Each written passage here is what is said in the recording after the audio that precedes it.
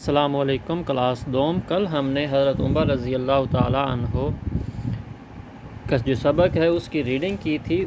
آج ہم نے اس کی مشق کرنی ہے، تو ہماری مشق میں پہلے آتے ہیں سوال۔ پہلا سوال ہے، حضرت عمر رضی اللہ تعالیٰ عنہ ہجرت سے کتنے سال پہلے پیدا ہوئے؟ اس کا جواب ہے 40 سال پہلے۔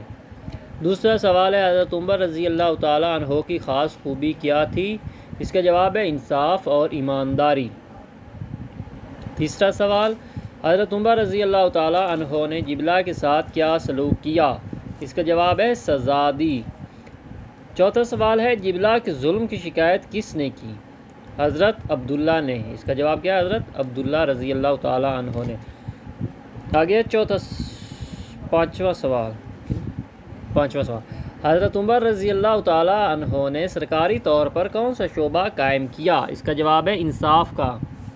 نیچے ہے واحد جمع۔ حالتوں، مسلمان مسلمانوں، غلطی غلطیوں، دشمن دشمنوں۔ نیچے ہے ٹک لگانے والا۔